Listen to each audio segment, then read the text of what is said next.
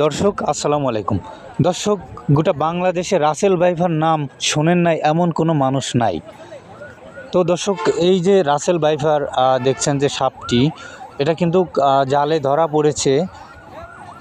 তো সেই সাপটি উদ্ধার করে জনগণবাসী এলাকার লোকজন উদ্ধার করে নিয়ে আসছে। তো আমরা সেখানে উপস্থিত হয়ে গেলাম আপনাদেরকে দেখানোর জন্য।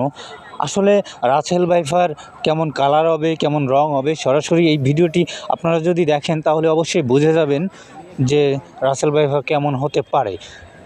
তো রাসেল ভাইপার নিয়ে অনেক নিউজই আপনারা শুনেছেন। এটা হচ্ছে ফরিদপুরে এটা ধরা পড়েছে। রাসেল ভাইপার নিয়ে আপনারা কিন্তু অনেকেই অনেক কিছু শুনেছেন, এবং কেমন হবে রাসেল ভাইপার দেখতে সেটা কিন্তু আমি দেখানোর চেষ্টা করতেছি আপনাদেরকে। তো এই যে সাপটার কালারটা সবাই ভালো করে দেখে রাখুন, কারণ পরবর্তীতে আমাদের এলাকায় কেউ যদি আমরা দেখি, খুবই সাবধানে আমরা চলাফেরা করব। রাসেল ভাইপার কামড় দিলে সাথে সাথে ভ্যাকসিন না নিতে পারলে কিন্তু মানুষের মৃত্যু ঘটাতে সময় লাগবে। রাসেল ভাইপার সাপে কামড় দিলে আমরা কি করব, আমাদের করণের কি? আমরা কি চিকিৎসা নিব নাকি ওঝার কাছে যাব? এই বিষয় নিয়ে অনেকেই কিন্তু সাপে কামড় দিলে ওঝার কাছে চলে যায়, এজন্য বেশিরভাগ মানুষ কিন্তু মারা যায়। তো আমাদের যদি কাউকে কখনো সাপে কামড় দেয় বা রাসেল ভাইপার কামড় দেয়, আমরা সাথে সাথে আমাদের উপজেলায় গিয়ে ওইখান থেকে ভ্যাকসিন নিই।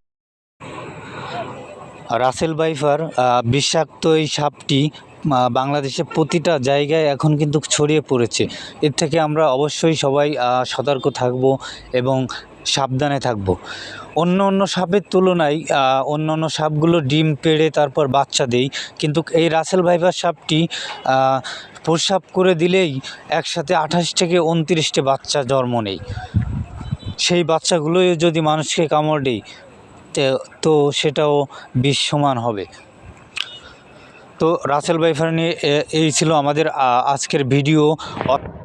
তো দর্শক, রাসেল ভাইপার এই